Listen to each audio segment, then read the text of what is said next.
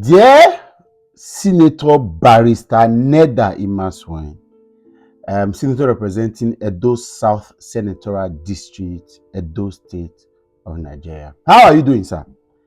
I hear from Bush Radio that you are likely going to decamp or defect to the All Progressives Congress, APC, very soon. In fact, some are saying that you may do it on the day of inauguration of the governor-elect, Monday, Okpebholo. While I will be a bit disappointed, I will not be surprised.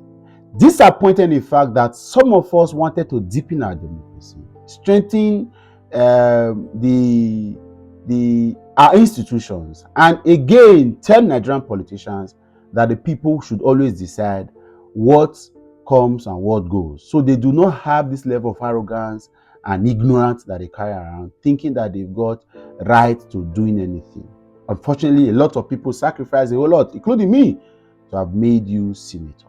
And the reason was so that these other political parties, that these politicians now seem as if everything rises and falls on their decks, would have been taught a lesson. We ultimately may now have been taught a lesson. Now, plus and minus this defection rumor, I've also looked at your antecedents in the last 1 year of being a serving senator, and I could say that defecting would just be the tip of the iceberg of the level of anger that Edo South constituent have for you. It's been quite a very embarrassing 1 year of having you serve in the red chambers. I've had to call a few of your friends and even you out, and then people said I was too harsh and too in haste to see a lot of things, that it doesn't work like that. I'm looking back now to say, maybe I wasn't wrong altogether. I'm looking back now to say, did you even qualify to have been senator? Because while the senatorial district that you represent cannot feel the touch of your representation, I'm also asking, what have you moved on to looking at generally for the cause of the people of this country? What have you positioned yourself at? Who are you, as it were? Looking at the way you got into the National Assembly, one would have thought that you will carry on very proudly the flag of the progressive minds of young people that voted you into power. And you begin to look at very critical areas. Beyond ensuring that dividends of democracy get to your constituents, you're also going to look at how to ensure we deepen our democracy and strengthen our institutions around the country.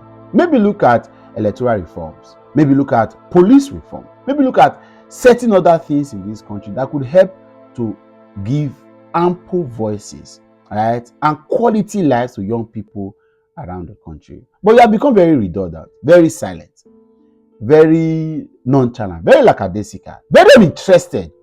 And I'll stop making those excuses for you, and I'll wait for people that continue to make the excuses for you. So even if you decamp now, you don't. It doesn't change a thing because you've been too quiet.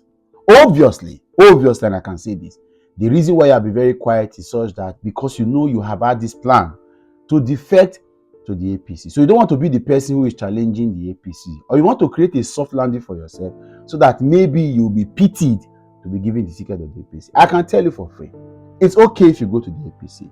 It's okay for you to get there and whatever you want to do. Nothing spoiled.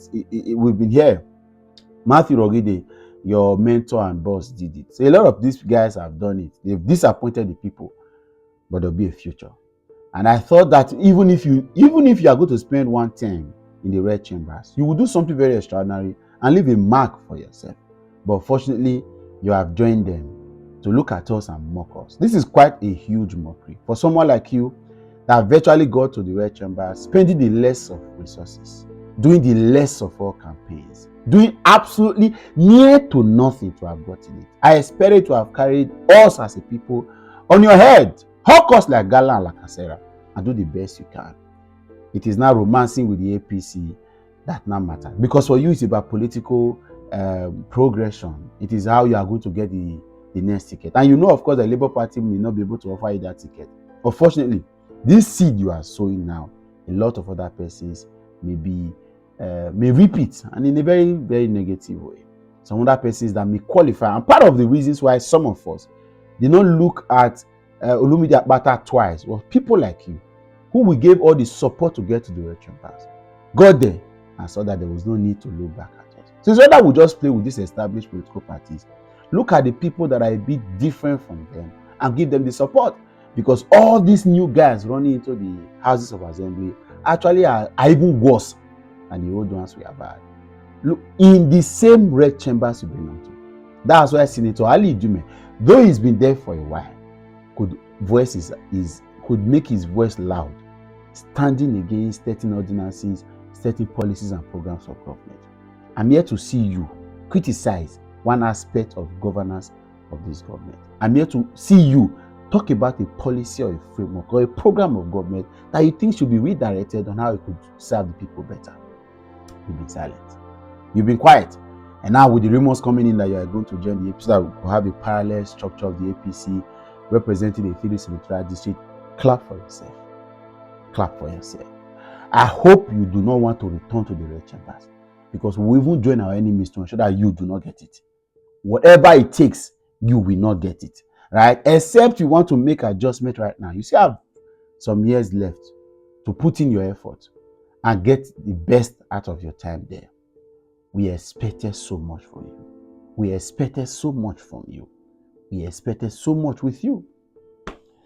It is what it is. God bless you, sir. See you in 2027.